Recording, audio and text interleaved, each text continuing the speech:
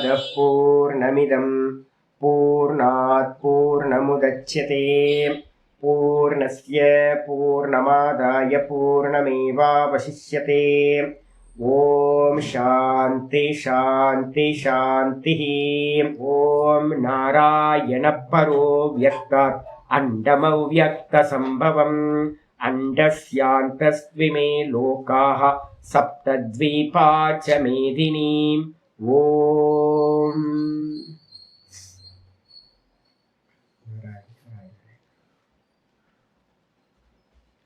எல்லாருக்கும் நமஸ்காரம்.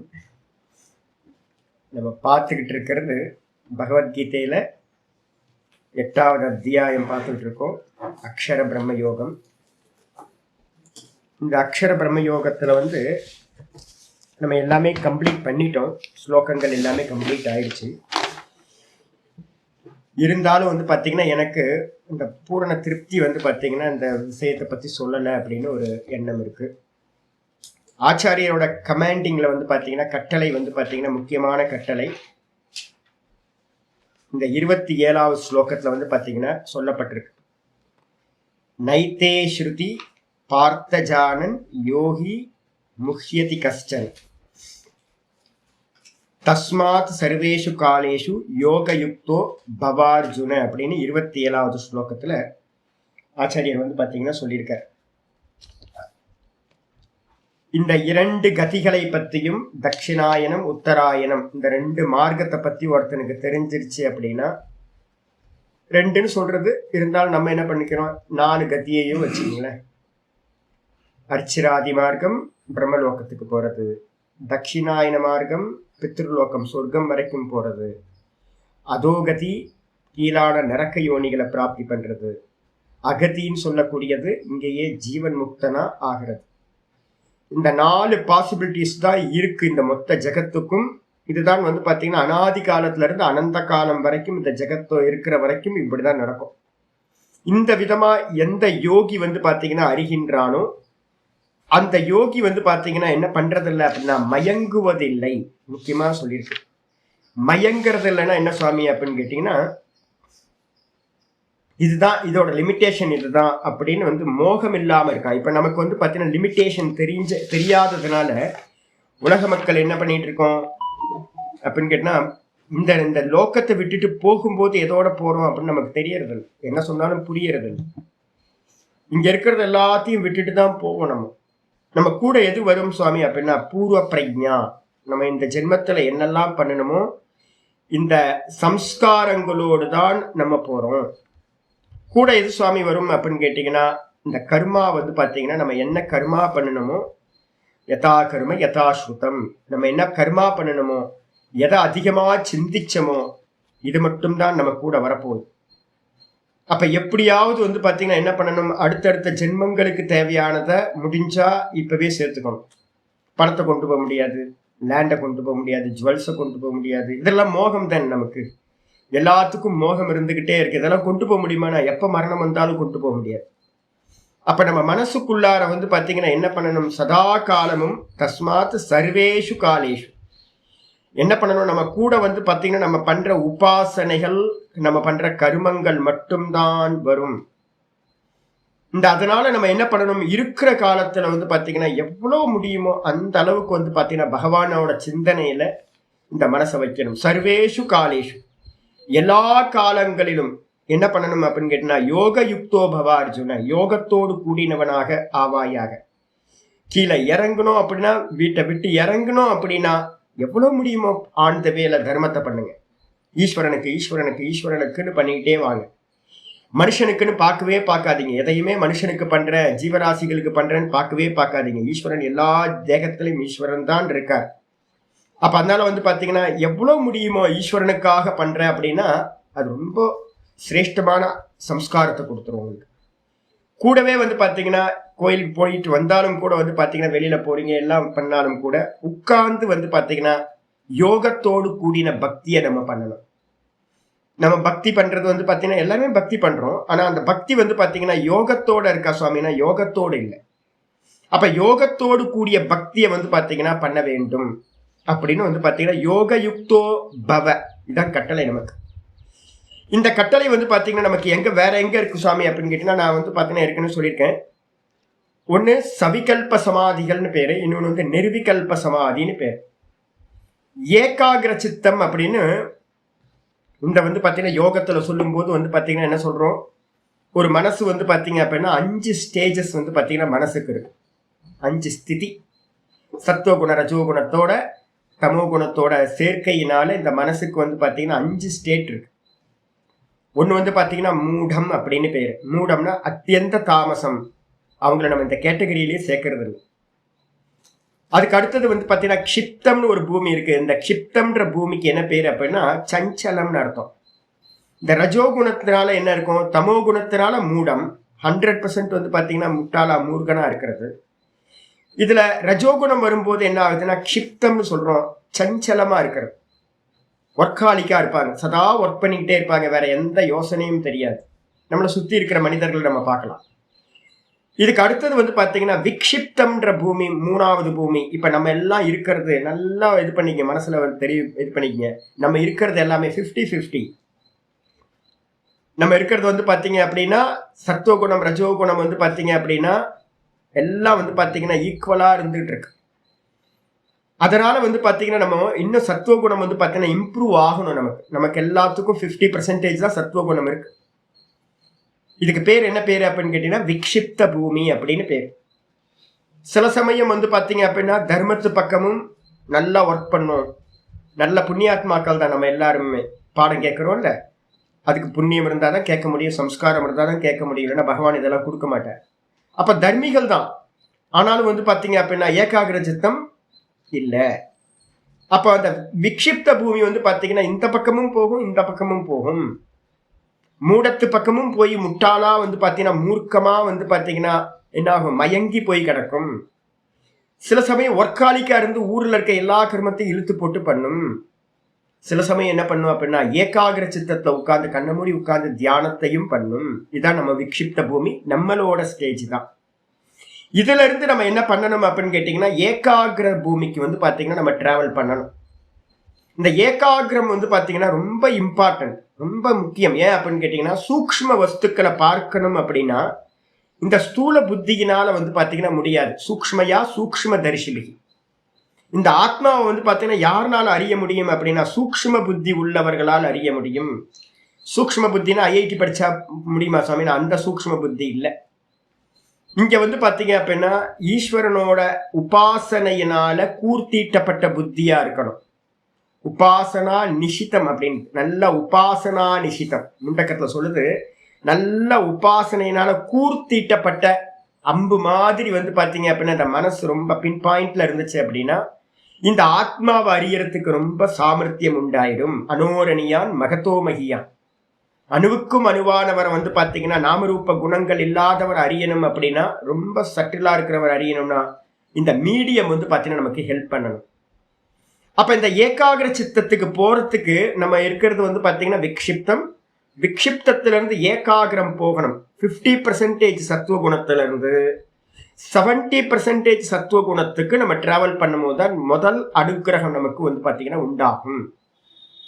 இங்கே இதுக்கு பேர் என்ன பேர் சுவாமி அப்படின்னா ஏகாகிர சித்தத்தில் இருக்கிறவங்களுக்கு பேரு சமாஹித சித்தம் அப்படின்னு பேர். இதுக்கு பேர் இதெல்லாம் சூக்ஷ்மம். ஆச்சாரியர் வந்து பார்த்தீங்கன்னா சமாஹித சித்தம் தான் எழுதிட்டு போவார். அப்ப எங்க எழுதுறதா இருந்தாலும் சமாதிக்கு இன்னொரு பேர் எழுதுறது என்ன பேரு, சமாஹித சித்தம் அப்படின்னு எழுதுவார். சமாஹித சித்தம்னா என்ன பண்ணுங்க அப்படின்னா டைரக்டா வந்து பாத்தீங்கன்னா ஏகாகிர சித்தம் அப்படின்னு போட்டுங்க. ஏகாகிர சித்தத்துல வந்து பாத்தீங்கன்னா எத்தனை சமாதிகள் சுவாமி உண்டாகும் அப்படின்னு கேட்டீங்கன்னா மொத்தம் 6 சமாதிகள் வந்து பாத்தீங்கன்னா சவிகல்ப சமாதிகள் அப்படின்னு நம்ம சொல்றோம். இந்த சவிகல்ப சமாதிகளை பத்தி பேசும்போது வந்து பாத்தீங்கன்னா சொல்லுது, சவிகல்ப சமாதிகள் வந்து 70% சத்துவகுணம் இருக்கும்போது சவிதர்க்க சமாதி அப்படின்னு ஒண்ணு உண்டாகுது. 75% சத்துவகுணம் போகும்போது என்ன உண்டாகுது, நிர்விதர்க்கம் அப்படின்னு உண்டாகுது. சவிதர்க்கம் அப்படின்னா ஆச்சாரியர் வந்து பாகவதத்துல வந்து ஒரு விக்கிரகத்தோட வர்ணனை எல்லாம் பண்ற. உத்தவருக்கு வந்து பாத்தீங்கன்னா எப்படி தியானம் பண்ணணும் ஈஸ்வரனை அப்படின்னு நம்ம வச்சிருக்கோம்ல, சங்கு சக்கர கதாதாரியா வந்து பாத்தீங்கன்னா சுவாமியை வந்து ஒரு விக்கிரகமா போட்டோவா வச்சிருக்கோம். அந்த சுவாமியை வந்து பாத்தீங்கன்னா ஹிருதயத்துல எப்படி தியானம் பண்றதுன்ற மெத்தட் சொல்றேன். அப்ப ஹிருதயத்துல கொண்டுட்டு வரணும் அப்படின்னா முதல்ல எங்க வைக்கணும் அப்படின்னா வெளியில வச்சு பூஜை பண்ணி ஒரு அபியாசம் இருக்கணும். ஒரு தாரணை வந்து பாத்தீங்கன்னா சித்திக்கணும். நமக்கு நல்ல ஒரு கிருஷ்ணரையோ இல்ல வந்து நடராஜரையோ இல்ல சிவபெருமானையோ யாரையோ நம்மளோட இஷ்ட தேவதை, ரெண்டு தான் தேவத்தை நான் சொல்லியிருக்கேன். இந்த பிரதான தேவதைகளை ஒண்ணு அந்தரியாமி ஈஸ்வரனை வைங்க, இல்ல அப்படின்னா ஹிரண்ய கர்ப்பர் விஷ்ணு பகவானை வச்சுக்கிட்டு வந்து பாத்தீங்கன்னா ஃபுல்லா கான்சென்ட்ரேட் பண்றத டெய்லி அந்த மேல இருந்து கீழே வரைக்கும் கான்சென்ட்ரேட் பண்ணி பண்ணி பண்ணி பண்ணி மெதுவா அபியாசம் பண்றது. இது பண்ண என்ன ஆகும் சுவாமி அப்படின்னு கேட்டீங்கன்னா, இதுக்கு பேரு சவிதர்க்கம்னு பேரு. இந்த அபியாசம் பண்ண சித்தம் வந்து பாத்தீங்கன்னா ஏகாகிரத்தை அடைகிறது. மெதுவா மனசு வந்து பாத்தீங்கன்னா அதுலயே நிக்கிற அபியாசம் மெதுவா மெதுவா மெதுவா நடக்கும். இந்த அபியாசம் நடக்க என்ன ஆகும் அப்படின்னு கேட்டீங்கன்னா, மெதுவா முதல்ல சவிதர்க்கம் அப்படின்னு சொல்லக்கூடியது முதல்ல அதுலயே லயிச்சு போறது உண்டாகுது. இதுக்கு அடுத்தது வந்து பாத்தீங்கன்னா அதுலயே லயிச்சு அபியாசம் பண்ண நிர்விதர்க்கம் சொல்லக்கூடிய தன்மாத்திரைகள்ல போய் மெடிடேட் பண்றது, ஏகாகிரமாகிறது சம்பவிக்குது. விக்கிரகம் அது ஸ்தூலமா இருக்கிறது, பிருத்திவி தத்துவம். இதே வந்து பாத்தீங்கன்னா பஞ்சலோகத்துக்கு ஆதாரம் எது அப்படின்னு கேட்டீங்கன்னா பிருத்திவி தத்துவத்துக்கு கந்த தன்மாத்திரை அப்படின்னு நம்ம சொல்றோம். அந்த தன்மாத்திரையில போய் லயமாச்சு அப்படின்னா உங்களுடைய கான்சென்ட்ரேஷன் எப்படி இருக்கும் அப்படின்னா வாஸ்டா விரிஞ்சு போயிடுவாங்க. நல்லா விரிஞ்சு போன மாத்திரத்துல வந்து பாத்தீங்கன்னா தன்மாத்திரை சர்வ வியாபகம், இந்த பிருத்திவி ஃபுல்லா இருக்குது.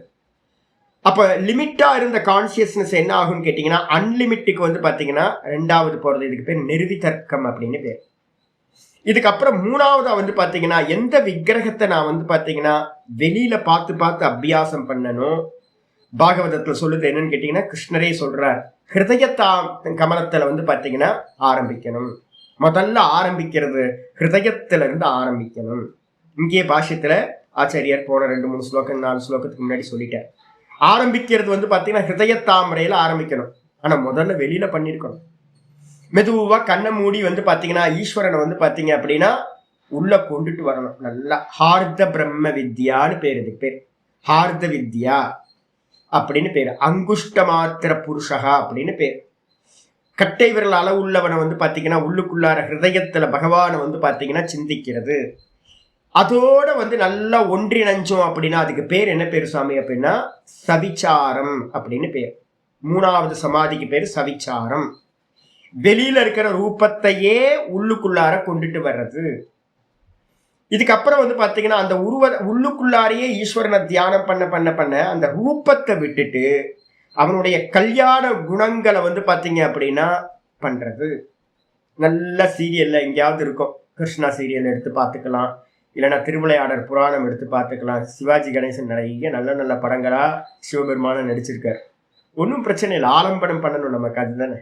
அப்போ அந்த கல்யாண குணங்களை வந்து பாத்தீங்கன்னா ஹிருதயத்துல நம்ம தியானம் பண்றோம் அப்படின்னா அப்போ அங்க ரூபம் அவாய்ட் பண்ணிட்டு ரூபத்தில் இருக்கக்கூடிய கல்யாண குணங்களை பண்றோம் அப்படின்னா ரொம்ப உத்கிருஷ்டமானது. அதுக்கு பேரு நிர்விச்சார சமாபத்தி அப்படின்னு பேர். நிர்விச்சாரம் அப்படின்னு பேர் சமாதிக்கு பேர். இது 4வது. இந்த நிர்விச்சாரத்துக்கு தான் வந்து பாத்தீங்கன்னா நாங்க எல்லாரும் ரொம்ப இம்பார்ட்டன்ஸ் கொடுக்கறது வந்து பாத்தீங்கன்னா பக்தி அப்படின்றது எங்க வருது அப்படின்னா இதுக்கு முன்னாடி இருக்கிறதெல்லாம் பக்தி இல்லை. ஆக்சுவல் பக்தி இங்க தான் ஸ்டார்ட் ஆகுது. ஈஸ்வரனோட கல்யாண குணங்களை தியானம் பண்றது குணத்தியானம் அப்படின்னு பேர். இப்ப நம்ம பார்த்துக்கிட்டு இருக்கிறது வந்து பாத்தீங்கன்னா 7வது சாப்டர்ல பகவானை வந்து பாத்தீங்கன்னா யார் அவர் என்னவா இருக்கார் அப்படின்னு பார்த்தோம். ஜலத்துல வந்து பாத்தீங்கன்னா அவர் தான் சுவையா இருக்கார், அவர் தான் ஜோதியா இருக்கார், என்னுடைய பிராணனா இருக்கார், பஞ்சபூத்தங்களா இருக்கார் அப்படின்னு எல்லாம். இப்ப திரும்பவும் நம்ம என்ன பண்ண போறோம், 9வது அத்தியாயம் 10வது அத்தியாயத்திலேயே என்ன பண்ண போறோம், பகவான் எப்படி இருக்காருன்னு சிந்திக்க போறோம். இது எல்லாத்தையும் மனசுக்குள்ளார சிந்திக்கிறதுக்கு பேரு குணத்தியானம்னு பேர். இந்த குணத்தியானம் வந்து பாத்தீங்கன்னா ரொம்ப சிரேஷ்டம். நம்ம நினைச்சுட்டு இருக்கோம் இந்த கதையை எழுதிட்டு போயிட்டாங்க எல்லாம். ஒரு புட்டுக்கு மண் சுமந்த கதையை வந்து பாத்தீங்கன்னா சொல்றதுக்கு ரொம்ப நல்லா இருக்குல்ல. நாயன்மார்களோட கதைகள்லாம் கேட்கும் போது ஏதோ கதை எழுதிட்டு போயிட்டாங்கப்பா அப்படின்றோம். கிருஷ்ணரோட கதைகள்லாம் பார்க்கும்போது நம்ம ஏதோ கதை எழுதிட்டு போயிட்டாங்க, பாகவதம் ஃபுல்லா கதையா இருக்கு, ஒரே கதை அப்படின்னு. ஆக்சுவலா எதுக்கு அப்படின்னு கேட்டீங்கன்னா இந்த மனசை வந்து பாத்தீங்கன்னா ஒரு ஆலம்பனம் பண்ணணும், அந்த விஷயத்திலேயே ஆலம்பனம் பண்ணி அதுலேயே லயிச்சு போகணும் அப்படின்றதுக்காக தான். அப்ப மொத்த புராண கதைகளும் இப்ப நம்ம சொல்லக்கூடிய ஈஸ்வர குணங்களும் இனி சொல்லக்கூடிய குணங்களும் எதுக்கு அப்படின்னா கண்ணை மூடி பகவானோட கல்யாண குணங்களை வந்து ஐயோ பகவானே எப்படிப்பட்டவர் அப்படின்னு நம்ம வந்து பார்த்தீங்கன்னா அவரை மெதுவா விசுவலைஸ் பண்ணி பார்க்கறது, அவரை நினைச்சுக்கிட்டே இருக்கிறது. அந்த குணங்கள் ரொம்ப சட்டில்.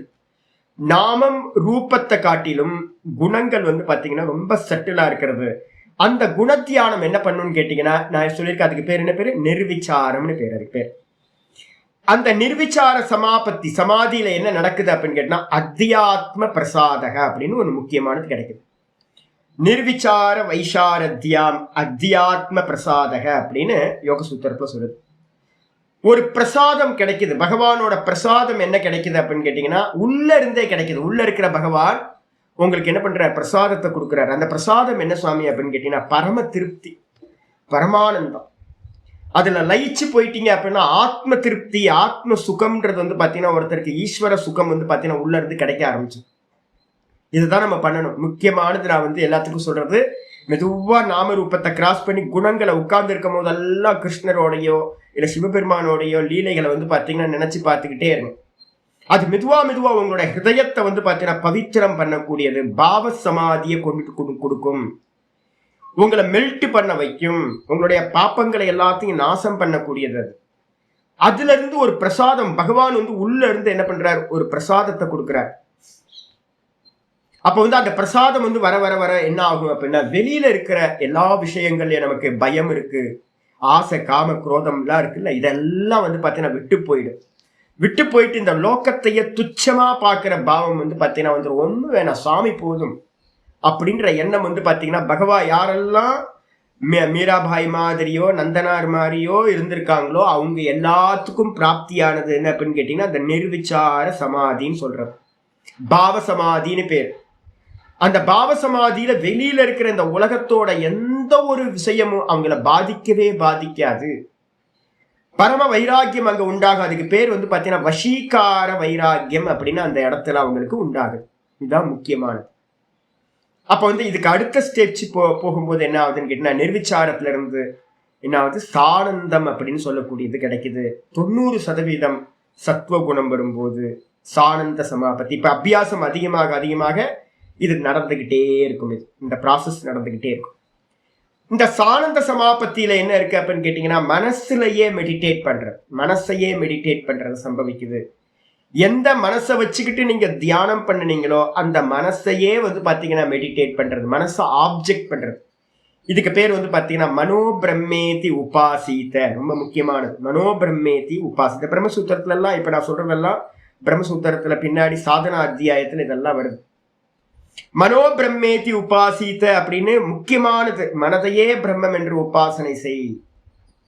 இதுக்கு அடுத்த ஸ்டெச் வந்து பாத்தீங்கன்னா கொஞ்சம் மேல போகுது.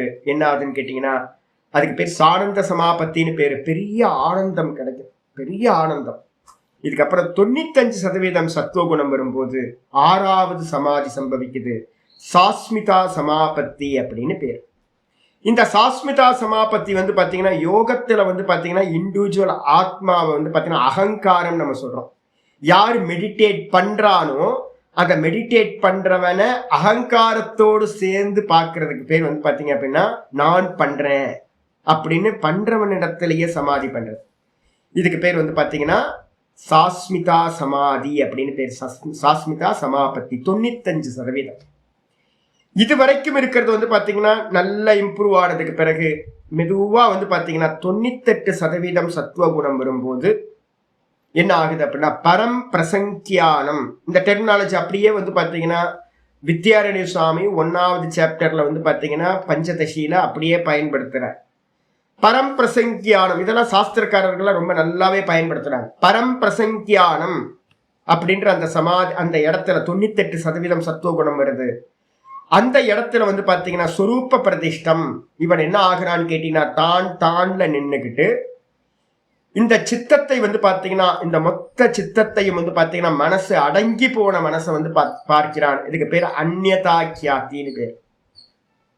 ஏக்கமேவ தரிசனம் கியாத்திரேவ தரிசனம் அப்படின்னு பஞ்சசிகாச்சாரியாரோட வச்சனம் இருக்கு. இந்த உலகத்துல எதையாவது ஒண்ணு பார்க்கணும் அப்படின்னா ஒரே ஒரு தரிசனம் தான். என்னன்னு கேட்டீங்கன்னா இது அனாத்மா, இது அனாத்மா அப்படின்னு ப்ரொஜெக்டர் எது நம்மகிட்ட இருக்கிறது, மனசு தானே இது எல்லாத்தையும் பண்ணி காட்டுது. இந்த ப்ரொஜெக்டர்ல இருக்கக்கூடிய ஃபில்ம் எல்லாத்தையும் ஸ்டாப் பண்ணிட்டு ஃபிலிம் ரோலை தூக்கி வெளியில போட்டுட்டு வெறும் ப்ரொஜெக்டரா இருக்கிற இந்த மனசை நீங்க பாக்குறீங்க அப்படின்னா அதுதான் ரொம்ப சிரேஷ்டமானது. அமனீபாவம்னு சொல்லக்கூடிய அந்த மனதை வந்து பாத்தீங்கன்னா எப்ப பாக்குறீங்களோ அப்ப அதுக்கு பேர் வந்து அந்யதா கியாதி அப்படின்னு பேர், விவேக கியாதி அப்படின்னு பேர், ஆத்ம அனாத்ம விவேகம் அப்படின்னு பேர். அது பேர். இந்த 95% வரக்கூடிய சமாதிகளுக்கு எல்லாத்துக்கும் என்ன பேரு அப்படின்னு கேட்டீங்கன்னா சவிகல்ப சமாதிகள்னு பேரு. 6 சமாதிகள் சவிகல்ப சமாதிகள். சவிதர்க்கம், நிர்விதர்க்கம், சவிச்சாரம், நிர்விச்சாரம், சானந்தம், சாஸ்மிதா அப்படின்னு எல்லாமே ஏகாகிர சித்தத்துல நடக்கிறது. ஏகாகிரம் அதிகமாக அதிகமாக உங்களுக்கு வந்து சத்துவகுணம் அதிகமாக அதிகமாக இதெல்லாம் நடக்கும், பேர் வச்சிருக்கு. இதுல வந்து பாத்தீங்கன்னா சாஸ்மிதா சமாபத்தின்றது பிராணன்ல வந்து பாத்தீங்கன்னா நிக்கிறதுக்கு பேர் தான் சாஸ்மிதா, அகங்கார தத்துவம் அப்படின்னு பேர். அந்த இடத்துல நிக்கிறது தான் சவிகல்ப சமாதியோட எண்டு.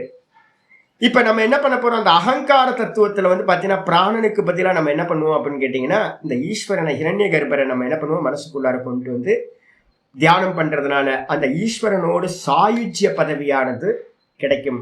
95% சத்துவ குணத்துல உண்டாகிற அந்த சாஸ்மிதா சமாபத்தியை எவன் பண்றானோ அவனுக்கு வந்து பாத்தீங்கன்னா தெளிவா சொல்லியிருக்க என்னன்னு கேட்டீங்கன்னா கிரமமுக்தி அவனுக்கு சம்பவிக்குது. ஆயிடுச்சா? அப்ப அந்த கிரமமுக்திக்கு அடுத்தது நில 98% சத்துவகுணம் போகும்போதுதான் இவன் என்ன பண்ற, சகுனத்தை தாண்டி வந்து பாத்தீங்கன்னா தான் அப்படின்ற பார்க்கிறவனிடத்துல வெறும் கான்சியஸ்னஸ்ல, இண்டிவிஜுவல் கான்சியஸ்னஸ்ல நின்று இவன் என்ன பண்றான், தனக்கு அந்நியமா வந்து பாத்தீங்கன்னா அந்த சித்தத்தை பாக்குறான். அங்கேயும் டுவாலிட்டி இருக்கு. இதை பார்த்ததுக்கு பிறகு வந்து பாத்தீங்கன்னா மெதுவா ஈஸ்வரனோட அனுகிரகத்தினால என்ன ஆகுதுன்னா பரவைராக்கியம் அப்படின்னு ஒரு வைராக்கியம் சித்திக்குது. அந்த சித்தத்தை பார்க்கிறதையும் அவன் என்ன பண்றான், விட்டுறான், அதையும் தியாகம் பண்றான். தியாகாத் சாந்திர் அனந்தரம். தியாகத்தினால என்ன நடக்குது அப்படின்னு கேட்டீங்கன்னா அவன் வந்து பாத்தீங்கன்னா சித்தம் அவனை விட்டு டிஸ்கனெக்ட் ஆயிடுது, மாயா டிஸ்கனெக்ட் ஆயிடுது. தான் தானா நிக்கிற சொரூப அனுபூதியானது உண்டாகின்றது. இதுக்கு பேர் என்ன பேர் சுவாமி அப்படின்னு கேட்டீங்கன்னா நிருத்த பூமி அப்படின்னு பேரு. 6வது சாப்டர்ல வந்து பாத்தீங்க அப்படின்னா 20வது 6:20 சொல்லப்பட்டிருக்கு. 6:18 6:20 2 ஸ்லோகங்கள் வந்து பாத்தீங்கன்னா ரொம்ப முக்கியமான ஸ்லோகங்களா நீங்க எடுத்துக்கணும். இந்த 6:18 வந்து பாத்தீங்கன்னா என்ன சொல்லும் அப்படின்னு கேட்டீங்கன்னா யதா விநியதம் சித்தம் ஆத்மன்யேவாவதிஷ்டதே. நன்றாக சித்தம் வந்து பாத்தீங்கன்னா சித்த விருத்திகள் எல்லாம் அடங்கி அடங்கி அடங்கி ஜீரோக்கு வந்தோன, சித்த விருத்திகள் ஜீரோ வந்தோன ஆத்மனியேவ அவதிஷ்டதே, தான் தன்னிடத்திலேயே நிற்கின்றான். அப்ப தான் தன்னில நிற்கும் போது என்ன சுவாமி இருக்கு அப்படின்னா நிஸ்பிருக சர்வ காமேபியா, எல்லா காமங்களும் அவனை விட்டு வெளியேறி விடுகின்றன. எல்லா ஆசைகளும் பற்றுதல்களும் எல்லாம் இல்லாம போயிடுது. அப்ப அவனுக்கு என்ன பேருனா யுக்த இத்யுச்சியதே ததா, அந்த சமயத்தில் அவன் சமாதியில் இருக்கின்றான் என்று, யுக்தன் யோகி என்று சொல்லப்படுகின்றான் அப்படின்னு 6:18 வந்து பாத்தீங்கன்னா ரொம்ப தெளிவா இருக்கு. அப்ப என்ன அர்த்தம் கேட்டீங்கன்னா யோகி ஆயிட்டான். 98% தான் அவனுடைய அந்த நிர்விகல்ப சமாதிக்கு முன்னாடி இருக்கிற ஸ்டேஜ். 95% என்ன ஆயிடுது, சாஸ்மிதா சமாதி வரைக்கும் வந்துருது. சகுனம், அது சவிகல்ப சமாதிகள்னு பேரு. சவிகல்ப சமாதியை தாண்டும் போதுதான் 6:18 சொன்ன ஸ்லோகம் வருது. இதுக்கப்புறம் என்ன பண்றான்னு கேட்டீங்கன்னா அந்த சித்தம்னு ஒண்ணு இருக்கே சுவாமி, எண்ணங்கள் இல்லாத சித்தம், அந்த சித்தத்தையும் என்ன பண்றான்னு கேட்டீங்கன்னா 6:20 சொல்லுது. என்ன பண்ணுது, சரி அந்த இடத்துல இருக்கிறது என்ன சுவாமி, எப்படி இருக்கும் சுவாமி அப்படின்னு யாராவது கேட்டாங்க அப்படின்னா மந்திரம் வந்து பாத்தீங்க அப்படின்னா சொல்லுது 6:19 நீங்க எடுத்துக்கணும். 6:19 சொல்லுது யதாதீபோ நிவாதஸ்தோ நேங்கதே சோபமா ஸ்மிருதா யோகினோ யத சித்தஸ்ய யுஞ்சதோ யோகமாத்மனஹா. அற்புதமான ஸ்லோகம் வந்து வைக்குது. அந்த 98% சத்துவகுணத்துல இருக்கும் போது அவனுக்கு எப்படி இருக்கும் அப்படின்னா தீபம், காற்றில்லாத இடத்துல வைக்கப்பட்ட தீபம் எப்படி வந்து பாத்தீங்கன்னா வெறும் பிரகாச மாத்திரமா சஞ்சலம் இல்லாம அசைவில்லாம இருக்குமோ அதே மாதிரி வந்து பாத்தீங்கன்னா தியானத்துல இந்த தியானத்துல பரம்பிரசங்கியானத்துல இருக்கிறவனுடைய அந்த சித்தம் எப்படி இருக்கும் அப்படின்னா நல்லா வந்து பாத்தீங்கன்னா ஆடாம அசையாம அது பாட்டுக்கு வெறும் பிரகாச மாத்திரமா இருக்கும், வெறும் ஸ்புரண மாத்திரமா இருக்கும் அப்படின்னு வந்து பாத்தீங்கன்னா இது உபமையா வந்து பாத்தீங்கன்னா யோகியோட சித்தத்துக்கு சொல்லப்பட்டிருக்கு. ஆனா அதுவும் முடிவா சுவாமி அப்படின்னா அதுவும் முடிவல்ல. அப்ப என்ன பண்ணணும் அப்படின்னு கேட்டீங்கன்னா சித்தமே இல்லாம போறது, டுவாலிட்டி இருக்கு அப்ப கூட. அப்ப வந்து பாத்தீங்கன்னா எத்திர உபரமதே சித்தம், எந்த சமயத்துல வந்து பாத்தீங்கன்னா இந்த சித்தம் உபரத்தையே அடைகின்றதோ, உபரத்தி அப்படின்னா என்ன அர்த்தம்னா 100% இல்லாமல் போகிறதோ, விஷன்லயே இல்லாம பரவைராகியத்தினால தூக்கி போட்டுறானோ, அப்ப வந்து பாத்தீங்கன்னா இவனுடைய இது என்ன ஆயிடுதுன்னா நிருத்த அவஸ்தான்னு பேரு. அந்த நிருத்த அவஸ்தை தான் 6:20 சொல்லுது.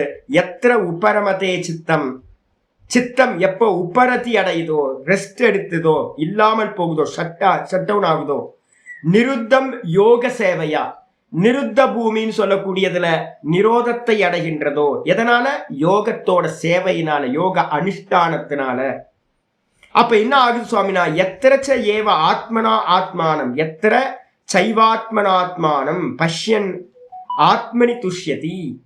அவன் என்ன ஆகிறான்னு கேட்டீங்கன்னா அந்த இடத்துல தன்னிடத்திலேயே தன்னை பார்க்கிறவன் ஆகிறான். டுவாலிட்டி இல்லாம போயிடுது அந்த இடத்துல. தன்னிடத்திலேயே தன்னை பார்க்கிறான், தன்னிடத்திலேயே மகிழ்ச்சி கொள்கின்றான். பிரம்மானந்தம் பரமானந்தம் அந்த இடத்துல அவனுக்கு அடையப்படுறதா இருக்கு அப்படின்னு வந்து பாத்தீங்கன்னா 6:20 வந்து பாத்தீங்கன்னா சொல்லப்படுது. இது மாதிரி நம்ம என்ன பண்ணோம் 6, 18, 19, 20 நிறைய ஸ்லோகங்கள் இருக்கு. இதை எல்லாத்தையும் வந்து பாத்தீங்கன்னா என்னன்னா நிர்குணத்துக்கு வந்து பாத்தீங்கன்னா சொல்லப்பட்டது. அப்போ சவிகல்ப சமாதிகள் எல்லாம் சகுணத்துல சம்பவிக்கிறது. நிர்விகல்ப சமாதி ஜீவன் முக்தியை கொடுக்கும். ஜீவன் முக்தியை கொடுக்கிறது எது? நிர்விகல்ப சமாதி கொடுக்கும். இதுல வந்து பாத்தீங்க அப்படின்னா ஆச்சாரியர் வந்து பாத்தீங்கன்னா அருமையா ஸ்லோகம் வந்து பாத்தீங்கன்னா சொல்ற. முக்திக உபனிஷத்துல ராமர் வந்து பாத்தீங்க அப்படின்னா 2வது அத்தியாயத்துல சொல்லும் போதே சொல்ற, புருஷ பிரயத்தன சாத்திய இதெல்லாம் நடக்குமா சாமி? யாருக்காவது கேட்கலாம்ல, சாமி இதெல்லாம் நம்ம எல்லாம் எங்க சுவாமி அப்படின்னு. அதனாலதான் நான் சொல்லியிருக்கேன், ஜீவன் முக்தி ஒரு கோர்ஸ் வந்து 3 வருஷம் கோர்ஸ் முடிச்சோன்னா ஜீவன் முக்தி கிடைச்சிரும்லாம் நம்பாதீங்க. அதெல்லாம் தப்பு. அதெல்லாம் வந்து பாத்தீங்கன்னா ஏமாத்து வேலை. இந்த சிட்ஃபண்ட்ஸ்காரன் சொல்றான்ல, நீங்க 1 லட்சம் போட்டீங்கன்னா அது ஒரு வருஷத்துல வந்து பாத்தீங்கன்னா 50 லட்சம் ஆயிடும், 1 கோடி ஆயிடும்னு ஏமாத்துறான் பாத்தீங்களா? இது மாதிரி ஏமாத்து வேலை தான் அண்டர்ஸ்டாண்டிங் வேதாந்தம். ஒரு மண்ணாங்கட்டி ஆகாது. அப்ப வந்து பாத்தீங்கன்னா இதான் ப்ராசஸ் வந்து பாத்தீங்கன்னா இது. பகவான் வந்து பாத்தீங்க அப்படின்னா முக்திக உபனிஷத்துல ராமபிரான் வந்து ஹனுமானுக்கு சொல்லும் போது சொல்றார், 2வது சாப்டர்ல 1st பேராகிராஃப்லயே சொல்றார். அது ப்ரோஸ் ஆர்டர்ல இருக்கிறது. புருஷ பிரயத்தன சாத்திய இதெல்லாம் முடியுமா அப்படின்னு கேட்டீங்கன்னா மெதுவா மெதுவா மெதுவா நம்ம ஏறணும், யோகத்துல ஏறணும். அதனால்தான் சொல்லுது சர்வேஷு காலேஷு யோக யுக்தோ பவார்ஜுனன்ற. யோகத்தை ஆரம்பிச்சிடணும். மெதுவா மெதுவா மெதுவா தீவிரமா நம்ம பண்ண பண்ண பண்ண இங்கேயே நம்ம அடைஞ்சிடலாம். புருஷ பிரயத்தனம் எப்படி வந்து பாத்தீங்கன்னா ஒருத்தர் சம்பாதிச்சு இங்கேயே வந்து பாத்தீங்கன்னா கோட்டீஸ்வரன் ஆகிறாரோ அதே மாதிரி வந்து பாத்தீங்கன்னா யோகத்தையும் சம்பாதிக்கணும். புருஷ பிரயத்தனத்தினால வந்து பாத்தீங்கன்னா சாத்தியம் இது, சித்தமாக கூடியது. வேதாந்த சிரவண மனன சிரவண ஜனித சமாதினா ஆச்சாரியர் தெளிவா சொல்றார். ராமர் வந்து பாத்தீங்கன்னா அனுமருக்கு சொல்றார், குப்பனோ சொல்லல. ராமர் சொல்லும்போது சொல்றார் புருஷ சாத்திய புருஷ பிரயத்தன சாத்திய வேதாந்த சிரவண. வேதாந்தத்தை சிரவணம் பண்ணணும். முதல்ல சிரவணம் பண்ணிருங்க. மெதுவா யோகத்தையும் மெதுவா சைமல்டேனியஸா பண்ண ஆரம்பிச்சிருங்க. வேதாந்தத்தை கேட்க கேட்க கேட்க என்ன லாபம் கிடைக்கும் அப்படின்னு கேட்டீங்கன்னா இது பொய் பொய் பொய் பொய் பொய் அப்படின்னு மெதுவா இதுல இருக்கக்கூடிய சத்தியத்துவம் மெதுவா மெதுவா போக ஆரம்பிக்கும். இந்த அபியாசம் மெதுவா பெருக பெருக பெருக என்ன ஆகும்? இந்த வேதாந்தம் முதலிய சிரவணம் மனனம் பண்ணதுக்கு பிறகு நேத்தி பண்ற அபியாசம் வந்துடும். இந்த நேத்தி பண்ற அபியாசம் வந்துட்டாவே நீங்க வந்து பாத்தீங்கன்னா யோகத்துல வந்து பாத்தீங்கன்னா வந்துட்டீங்கன்னு அர்த்தம். மெதுவா மெதுவா வந்து பாத்தீங்கன்னா சமாதினா வேதாந்த சிரவண ஜனித சமாதினா, வேதாந்த சிரவணத்திலிருந்து உண்டாகக்கூடிய சமாதியினால ஜீவன் முக்தி ஆதி லாபோ பவதி. ஜீவன் முக்தி ஆதி லாபம்னா என்ன அர்த்தம்? ஒன்னு ஜீவன் முக்தி இங்க கிடைச்சிடும். அப்படி இல்லை அப்படின்னா என்ன ஆகும் கேட்டீங்கன்னா கிரம முக்திக்கு நம்ம செகண்ட் பிளான் பிக்கு வந்து நம்ம போயிடலாம். பிளான் ஏ முடியல அப்படின்னா பிளான் பிக்கு வந்து பாத்தீங்கன்னா கிரம முக்தின்னு சொல்லக்கூடிய அர்ச்சிராதி மார்க்கத்துல போலாம். இதுக்கு வந்து பாத்தீங்க அப்படின்னா என்ன சுவாமி பண்ணணும் அப்படின்னா சர்வ வாசனாக்ஷயா கல்லாபா. ராமர் சொல்றார் எல்லா வாசனைகளும் வந்து பாத்தீங்கன்னா நாசமான நிலையில இந்த ஜீவன் முக்தியானது இந்த நிர்விகல்ப சமாதி மூலமா உண்டாகின்றது அப்படின்னு வந்து பாத்தீங்கன்னா ராமர் சொல்லி முடிக்கிறார். இதுக்கப்புறம் வந்து பாத்தீங்கன்னா அந்த நிர்குண சமாதி எப்படிப்பட்டது சுவாமி அப்படின்னு கேட்கும்போது வந்து பார்த்தீங்க அப்படின்னா 5வது அத்தியாயத்தில் 6, 7 2 ஸ்லோகங்கள் எடுத்துங்க.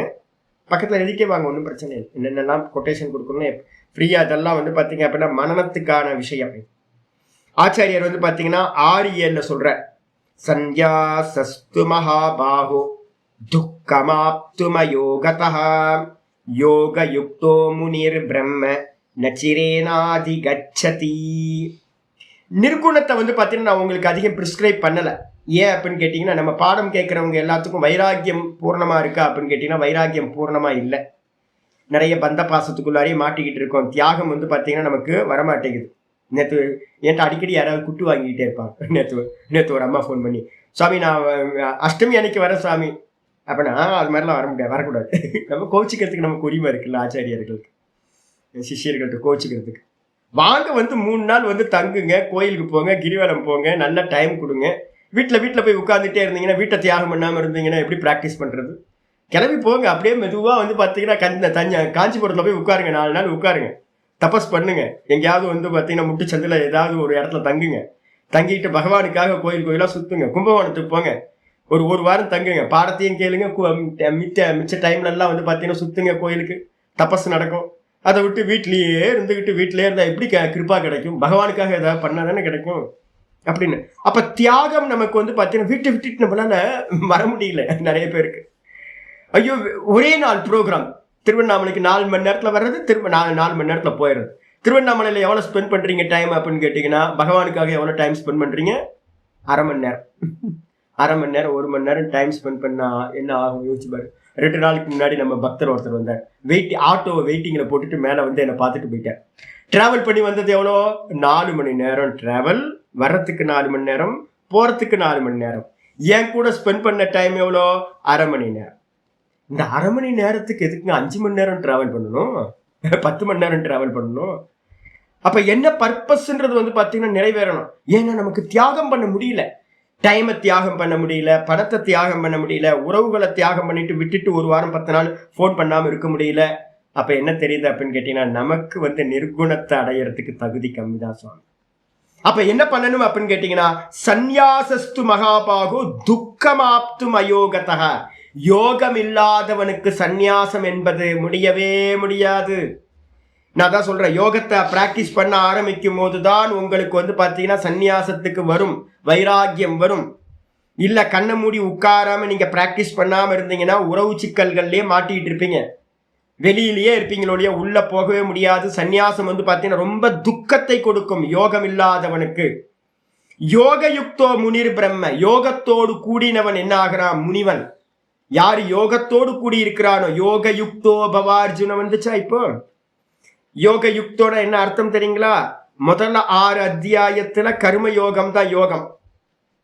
இப்ப 7வது அத்தியாயத்துல இருந்து 12வது அத்தியாயம் வரைக்கும் யோகயுக்தோ பவன்றதுக்கு அர்த்தம் வந்து பாத்தீங்கன்னா கர்ம யோகத்துக்கு அப்புறம் மனசுல பண்ணக்கூடிய உபாசனை தான் யோகம்.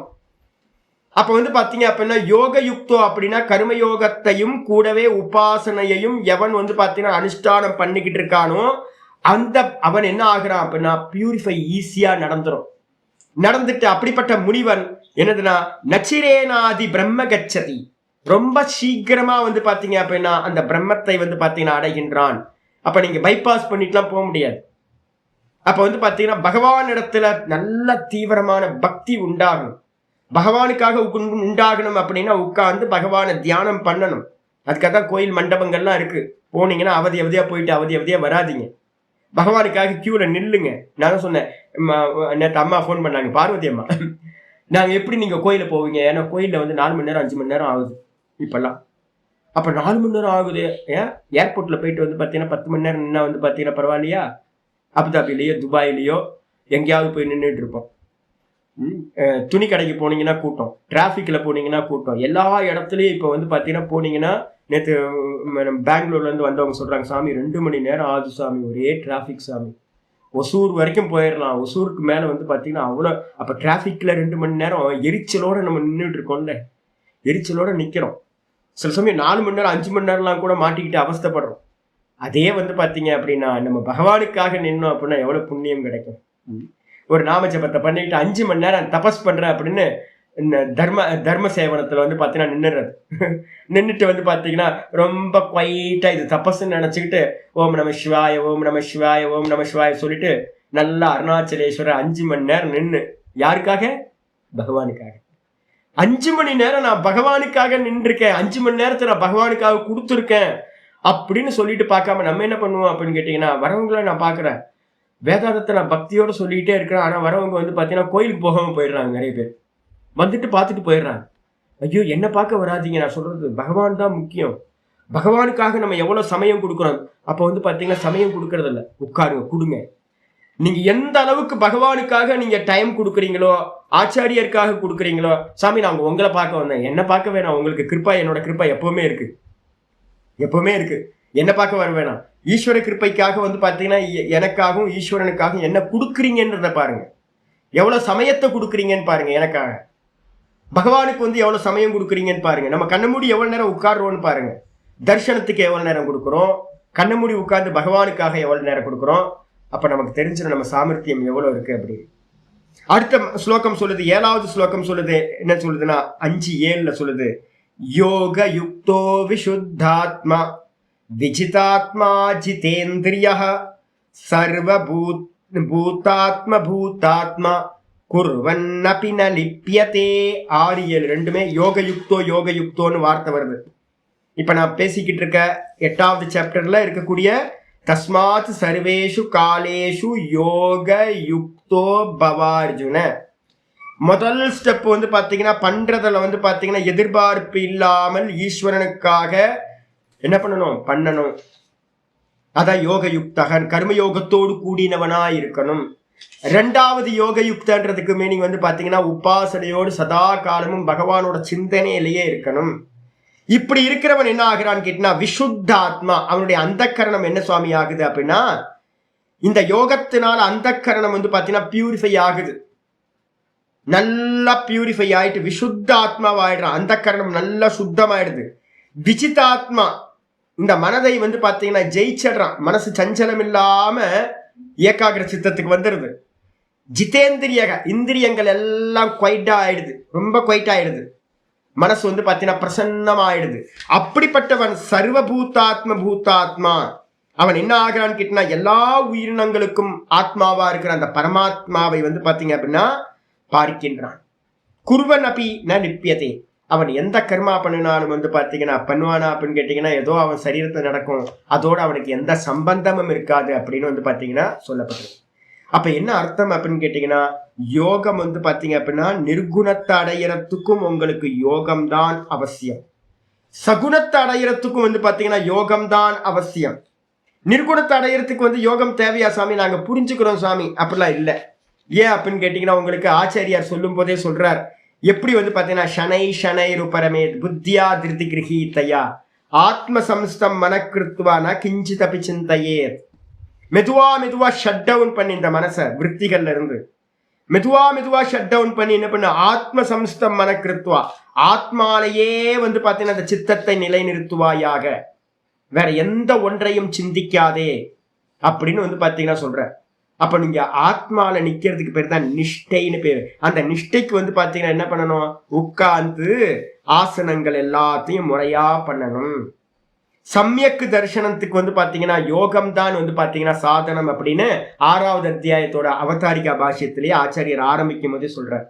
5வது அத்தியாயத்தோட முடிவுலையும் வந்து பாத்தீங்கன்னா பிராணாயாமத்தையும் தாரணையையும் சொல்லிட்டு வந்து பாத்தீங்கன்னா அங்கேயும் வந்து பாத்தீங்கன்னா என்ன பண்றார், 5வது அத்தியாயத்தோட லாஸ்ட் 2 ஸ்லோகம் வந்து பாத்தீங்க அப்படின்னா யோகத்தை பத்தி பேசுறது. 5வது அத்தியாயத்துல 2 வந்து பாத்தீங்கன்னா ஸ்பர்ஷான் கிருத்வா பகிர்பாஹ்யான் சக்ஷுச்சைவாந்தரே ப்ருவோஹோ பிராணாபான சமௌ யுக்த்வா நாசாபியந்தரசாரிணௌ யதேந்திரியமனோ புத்திஹ முனிர்மோக்ஷபராயணாஹ விகதேச்சாபயக்ரோதஹ யஸ் சதா முக்த ஏவச. வரிசையா ஸ்லோகங்கள் வந்து பாத்தீங்க அப்படின்னா 5வது சாப்டர்ல யோகத்தை ஆரம்பிக்கும் போது சொல்றார் சமயக்கு தரிசனம் பிரதி அந்தரங்க சாதனம் அப்படின்ட்டு. நம்ம கேட்கறதெல்லாம் வந்து பாத்தீங்கன்னா பகிரங்கம், வேதாந்தத்தை கேட்கிறோம், வெளியில இருந்து கேட்டுட்டு இருக்கோம். இதுக்கு பேர் வந்து பாத்தீங்கன்னா பகிரங்க சாதனம்னு பேரு. சிரவணம் மனனம் பகிரங்க சாதனம். அதே நேரத்துல நிதித்தியாசனம் சொல்லக்கூடிய தியானம் தான் வந்து பாத்தீங்கன்னா ஆத்ம தியானம் அந்தரங்க சாதனம். சம்யக் தரிசனம் பிரதி அப்படின்னு சொல்லியாச்சு. அப்ப என்ன அர்த்தம் அப்படின்னு கேட்டீங்கன்னா, கண்டிப்பாக யோகத்தை அபியாசம் பண்ணிதாகும். சரி, யோகத்தை அபியாசம் பண்ணணும்னா என்ன சுவாமி பண்றது அப்படின்னு கேட்கும்போது சொல்லுது என்னன்னு கேட்டீங்க அப்படின்னா, யோகத்தை எப்படி சுவாமி ஸ்டார்ட் பண்றது அப்படின்னு கேள்வி வரும்போது வந்து பார்த்தீங்கன்னா, அற்புதமான உங்களுக்கு ஒரு நல்ல பிக்சர் கிடைக்கணும் அப்படின்னா என்ன பண்ணணும் அப்படின்னு கேட்டீங்கன்னா, பாகவதத்துல வந்து பார்த்தீங்கன்னா 11வது ஸ்கந்தம், முக்தி ஸ்கந்தம் அப்படின்னு பேர். 11வது ஸ்கந்தம் பாகவதத்துல. நான் சொல்றேன், ஏன் சொல்றேன் இத்தனை கொட்டேஷன் கொடுக்குறேன் அப்படின்னா, நான் என்னோட அபிப்பிராயம் இல்லைங்க, பெரியவங்களோட அபிப்பிராயம், ரிஷிமார்களோட அபிப்பிராயம், கிருஷ்ணர் ராமரோட அபிப்பிராயம். அதனால வந்து பாத்தீங்க அப்படின்னா புரிஞ்சுக்கிட்டா போதும்ன்றது வந்து பாத்தீங்கன்னா பெரியவங்களோட அபிப்பிராயம் இல்லவே இல்லை. இதுல வந்து பாத்தீங்கன்னா 11வது அத்தியாயம் முக்தி ஸ்கந்தம்னு பேரு பாகவதத்துல. அதுல வந்து 14th சாப்டர் 11, 14. அதுல வந்து பாத்தீங்கன்னா 31வது ஸ்லோகத்துல இருந்து ஆரம்பிக்குது. 11, 14, 31 இருந்து ஸ்லோகம் ஆரம்பிக்குது. உத்தவ உவாச்ச. உத்தவர் வந்து பாத்தீங்கன்னா கிருஷ்ண பரமாத்மாட்ட வந்து பாத்தீங்கன்னா உத்தவர் கேட்கிற, அங்கேயும் கிருஷ்ணர் தானே, உத்தவருக்கு வந்து பாத்தீங்கன்னா என்ன உபதேசம் பண்றாரு மோட்சத்துக்கு அப்படின்னா, இங்க கிருஷ்ணர், இங்க அர்ஜுனன், அங்க உத்தவர் கேட்கிறார். உத்தவர் கேட்கிறார், யதா த்வாமரவிந்தாக்ஷ யாத்ருஷம் வா யதாத்மகம் த்யாயேன் முமுக்ஷுரே தன்மே தியானம் துவம் வக்துமர்ஹசி. அற்புதமா எக்ஸாம்பிள் சொல்றார். துவாம் யதா துவாம் அரவிந்தாக்ஷ, கண்கள் அரவிந்தம்னா தாமரை போன்ற கண்களை உடையவனே கண்ணா. முமுக்ஷு, யார் வந்து பாத்தீங்கன்னா முமுக்ஷுவா இருக்கானோ, நம்மளாம் முமுக்ஷு தானே, மோட்சம் அடையணுன்ற எண்ணத்துல தானே பாடம் கேட்டுட்டு இருக்கோம். அப்ப வந்து பாத்தீங்கன்னா முமுக்ஷுவானவன் வந்து பாத்தீங்கன்னா மோட்சத்தை அடைய விரும்புகின்றவன் முமுக்ஷு. அவன் வந்து பாத்தீங்கன்னா தங்களை வந்து பாத்தீங்கன்னா துவாம், உன்னை வந்து பாத்தீங்க அப்படின்னா யாதிருஷம் வா யதாத்மகம் தியாயேத், எப்படி உன்னை வந்து உள்ளது உள்ளபடி எந்த முறையில வந்து பாத்தீங்கன்னா உன்னை தியானம் செய்ய வேண்டும். யோக யுக்தோபவன் சொல்லிட்ட, நீ சதா தியானம் பண்றவனா இரு, தியானம் பண்ணு, யோகத்தோடு கூடு, உபாசனை பண்ணுன்னு சொல்ற. எப்படி உன்னை தியானம் பண்றது முமுக்ஷு அப்படின்னு கேள்வி கேட்கும் போது வந்து பாத்தீங்கன்னா தியானம் துவம் வக்துமர்ஹசி, அதை பத்தி நீதான் வந்து பாத்தீங்கன்னா நல்லா வர்ணனை பண்ண முடியும், உன்னை எப்படி தியானம் பண்றதுன்னு எனக்கு சொல்லு அப்படின்னு உத்தவர் வந்து பாத்தீங்கன்னா கேட்கிறாரு பகவான். கேட்ட மாத்திரத்துல எதுக்காக கேட்கிறாரு? மோட்சத்தை அடைய விரும்புறவன். அவனுக்கு கேட்கும் போது ஆச்சாரியார் ஸ்ரீ பகவான் வாச்ச, கிருஷ்ண பரமாத்மா அங்க சொல்றார் 32வது ஸ்லோகத்துல ஆசனத்தை ஆரம்பிச்சிடுறார். சம ஆசன ஆசீனஹ சமகாயோ யதா சுகம் ஹஸ்தா உத்சங்க ஆதாய ஸ்வநாசாக்ர கிருதேக்ஷணஹ. இது அப்படியே வந்து பாத்தீங்கன்னா பகவத்கீதையில வந்து பாத்தீங்கன்னா ஆசனத்தை பத்த பேச்சு வரும்போது வந்து பாத்தீங்க அப்படின்னா 6:13 வந்து பாத்தீங்கன்னா இருக்கு. சமம் காய சிரோ கிரீவம் 6:13 அப்படியே இருக்கு. அர்ஜுனனுக்கு என்ன 6:13 சொல்றாரோ அது அப்படியே வந்து பாத்தீங்கன்னா உத்தவருக்கும் அதே தான் சொல்றார். சம ஆசன ஆசீனக, சமமா இருக்கணும் ஆசனம், அதிக உயரம் இருக்கக்கூடாது, அதிக தாழ்வு இருக்கக்கூடாது. ஆசீனம் ஆசீனக, நல்ல ஆசனத்தை வச்சுக்கிட்டு சமகாயோ யதா சுகம், அந்த ஆசனத்துல வந்து பாத்தீங்கன்னா சமமா உட்கார்ந்துக்கிட்டு, ஏக்கு தப்பா உட்கார கூடாது. நல்ல ஆசனத்தை பத்மாசனமோ இல்ல சுகாசனமோ ஏதாவது ஒரு ஆசனத்துல இருந்துகிட்டு என்ன பண்ணணும் அப்படின்னு கேட்டீங்கன்னா அஸ்தௌ உத்சங்க ஆதாய, இந்த 2 கைகளையும் வந்து பாத்தீங்கன்னா நான் ஏற்கனவே உங்களுக்கு சொல்லியிருக்கேன். இந்த கையை வந்து பாத்தீங்கன்னா இதுக்கு இது இந்த லாக் பண்ணீங்க அப்படின்னா, இந்த லாக் பண்ணீங்க அப்படின்னா இதுக்கு பேர் வந்து பாத்தீங்கன்னா ஊர்துவ ஓங்கார முத்ரான்னு பேரு. இப்படி வச்சு இப்படி பண்ணீங்கன்னா ஊர்துவ ஓங்கார முத்ரான்னு பேரு. இதே வந்து பாத்தீங்கன்னா ஒரு கைக்கு மேல ஒரு கையை வச்சிங்க அப்படின்னா ஓங்கார முத்ரான்னு பேரு. சாதகனா இருக்கும்போது வந்து பாத்தீங்கன்னா கொஞ்சம் பிராக்டிஸ் ஆகிறதுக்கு முன்னாடி இந்த இதை வச்சுக்கோங்க. இதான் ஏன்னு கேட்டீங்கன்னா கை விலகி போயிடும், கொஞ்ச நேரத்துல நமக்கே தெரியாம கை வந்து பாத்தீங்கன்னா விலகி போகும். அதனால ஒரு லாக் மாதிரி பண்ணிக்கிறது. ஊர்துவ சாதனா காலத்துல ஊர்துவ ஓங்கார முத்ரா இது பேர். இது அப்படியே மடியில வச்சுக்கிட்டீங்க அப்படின்னா இந்த கையை எடுத்து மடியில வச்சுக்கிறது. வச்சுக்கிட்டு வந்து பாத்தீங்கன்னா ஆச்சாரியா சொல்றார், ஹஸ்தா உத்சங்க ஆதாய ஸ்வநாசாகிர கிருதேக்ஷணக. இந்த மூக்கு நுனிய வந்து பாத்தீங்கன்னா முதல்ல பாக்குறது. அப்படியே வந்து பாத்தீங்கன்னா 6:13 பகவான் அது சொல்றார், நாசாகிர அவலோகினி அப்படின்னு திசஸ்ச அனவலோகயன் சம்பிரேக்ஷிய நாசிகாகிரம் ஸ்வம் அப்படின்னு கீதால சொல்றது. இங்கேயும் அதே தான் சொல்றாரு. மூக்கோட நுனியை வந்து பாத்தீங்கன்னா பிராக்டிஸ் பண்ண ஆரம்பிங்க முதல்ல. ஹிருதயம், அப்புறம் விசுத்தி சக்கரம், அதுக்கப்புறம் மூக்கு நுனி, அதுக்கப்புறம் வந்து பாத்தீங்கன்னா புருவமத்தி. இந்த 4 நமக்கு டிராவல் பண்ணணும். எங்க டிராவல் பண்ணணும்? ஹிருதயத்துல போறதுக்கு முன்னாடி ஸ்தூலமா எங்க இருந்து ஆரம்பிக்கணும் அப்படின்னா அந்த மூக்கு நுனியை ஆரம்பிக்கிறது ஈஸி நம்ம பாக்குறது. ஹிருதயத்துக்கு பாக்குறது ரொம்ப கஷ்டம். ஹிருதய தாமரை பாக்குறது கொஞ்சம் டைம் எடுக்கும். அப்ப முதல்ல வந்து பாத்தீங்கன்னா மூக்கோட நுனியை வந்து பாத்தீங்கன்னா பண்ணி கொஞ்சம் பிராக்டிஸ் பண்ணிக்கிட்டே இருக்க ஏகாகிர சித்தம் வர்றதுக்காக பண்ணிக்கிட்டு என்ன பண்ணணும் சுவாமி அப்படின்னு கேட்டீங்கன்னா, முதல்ல தியானத்துக்கு போக கூடாது. ஆசனத்துக்கு அப்புறம் பிராணாயாமத்தை சொல்றார் ஆச்சாரியார். பிராணஸ்ய சோதயேன் மார்க்கம் பூரகும்பகரேச்சகைஹி விபர்யேனாபி ஷனைரப்யசேத் ஷனைர் அப்யசேன் நிர்ஜிதேந்திரியஹ. அழகான ஸ்லோகம் சொல்றார். பிராணஸ்ய சோதயேத் மார்க்கம். நம்ம கீதால இப்ப பார்த்துட்டு இருக்கிறது வந்து பாத்தீங்கன்னா பிராணம் ஆவேசிய சம்யக்கு சொல்லியிருக்கோமா? புருவோர் மத்தியே பிராணம் ஆவேசிய சம்யக்கு. சாகர காலத்துல வந்து பிராணன் இங்க கொண்டு வரணும் அப்படின்னா அபியாசம் வந்து நம்ம பிராணாயாம அபியாசத்தை பண்ணி ஆரம்பிச்சிருக்கணும். என்ன பண்ணணும் அப்படின்னு கேட்டீங்கன்னா, பூரகம், கும்பகம், ரேச்சகம் நான் உங்களுக்கு என்ன மாதிரி சொல்லி கொடுத்துருக்கணும்? சமவிருத்தி பிராணாயாமத்தில் ஆரம்பிக்கணும். மெதுவா 10-10-10 பூரகம், கும்பகம், ரேச்சகம் 12-12-12. அப்புறம் வந்து பாத்தீங்கன்னா மெதுவா 16-16-16 அப்படின்னு வந்து பாத்தீங்கன்னா மெதுவா சமவிருத்தி பிராணாயாமத்தை மெதுவா அபியாசம் பண்ணிட்டு மெதுவா 16 பூரகம், 16 கும்பகம், 16 ரேச்சகம் வந்து நல்லா எஸ்டாப்ளிஷ் ஆகுங்க. 6 மாசம் 1 வருஷம் அதுலயே நில்லுங்க. அதுக்கப்புறம் மெதுவா என்ன பண்ணுங்க அப்படின்னு கேட்டா 16 24 16 16 30 16 16 40 16 16 48 16 இது வரைக்கும் வாங்க.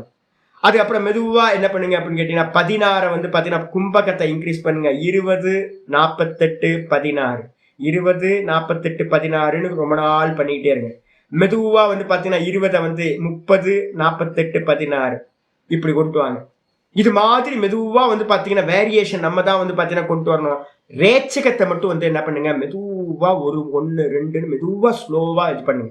ரேச்சகம் தான் ரொம்ப இம்பார்ட்டன்ட். மனசை வந்து பாத்தீங்கன்னா நல்ல நாசம் பண்ணக்கூடியது இந்த ரேச்சகம்னு எக்ஸேல் பண்றது. அதை வந்து கை வைக்காதீங்க, ஏன்னா நெர்வ் சிஸ்டத்தை வந்து பாதிக்கும். பொறுமையா இருந்து வந்து பாத்தீங்கன்னா வசப்படுத்துங்க.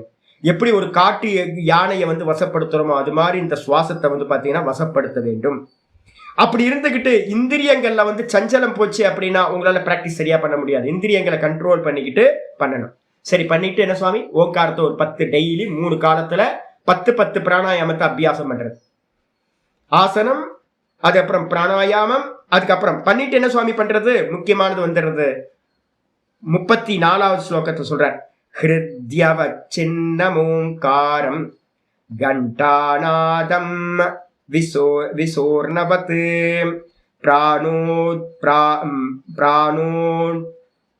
பிராணேனோதீர்ய தத்ராத புனசம்வேஷயேத் ஸ்வரம்.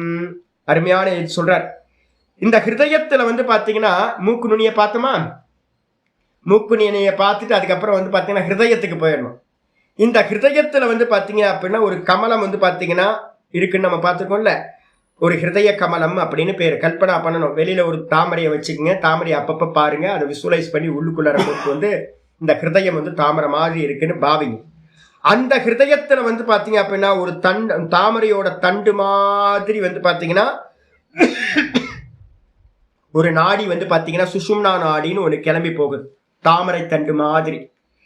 அந்த தாமரை தண்டோட இணைஞ்சு சுவாசம் வந்து பாத்தீங்கன்னா அதுல போக ஆரம்பிக்கும். அதுல வந்து பாத்தீங்கன்னா ஓ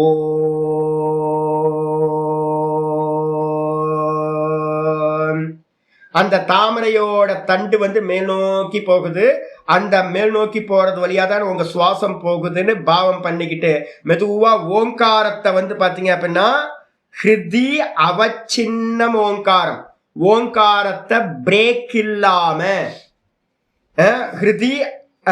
ஹிருதி அவச்சின்னம் ஓங்காரம் கண்டாநாதம் நீரொழுகு மாதிரி ஒரு தைலதார மாதிரி அந்த ஓங்காரத்தை சொல்லிக்கிட்டே எப்படி இருக்கும், மணி அடிச்சா டம் டம் டம்னு எப்படி அடிக்குமோ அது மாதிரி ஓங்காரத்தை வந்து பாத்தீங்கன்னா செஞ்சுக்கிட்டே வந்து பாத்தீங்கன்னா அந்த அது அருந்து போகாம கண்டினியூஸா அந்த பிராணனோட சேர்ந்து சேர்ந்து சேர்ந்து சேர்ந்து அபியாசம் பண்ணுது. அப்ப என்ன ஆயிடுது, பிராணனோட சேர்ந்த ஓங்கார அபியாசத்தை சொல்றாரு. அதுக்கப்புறம் 35வது ஸ்லோகம் சொல்றாரு, ஏவம் பிரணவ சயுக்தம் பிராணமேவ சமபியசேத். ஏவம்னா இந்த விதமா என்ன பண்ணணும், பிராணமேவ பிராணனையே வந்து பாத்தீங்கன்னா என்ன பண்ணணும், பிரணவ சயுக்தம் பிராணமேவ பிரணவத்தோடு கூடியிருக்கிற அந்த பிராணனையே என்ன பண்ணணும், ஓம் மேல கொண்டு போங்க. திரும்ப எக்ஸேல் பண்ணும்போது ஓம்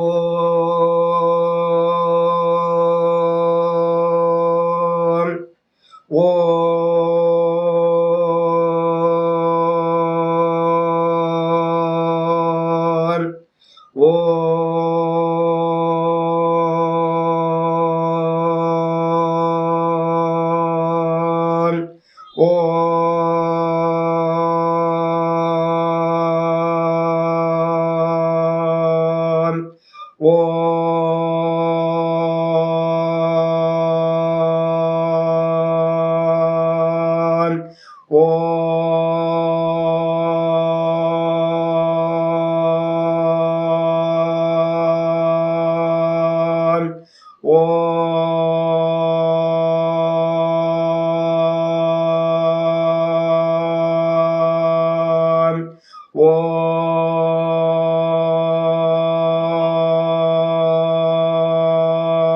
ஓம் ஓம்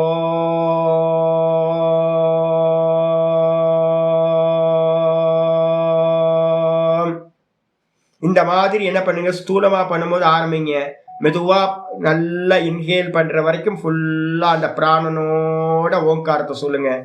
திரும்ப வந்து பாத்தீங்கன்னா எக்ஸேல் பண்ணும் போதும் பிராணனோட வந்து பாத்தீங்கன்னா பிரணவத்தை சொல்லி சொல்லி சொல்லி பிராணனோட டிராவல் பண்ணுங்க.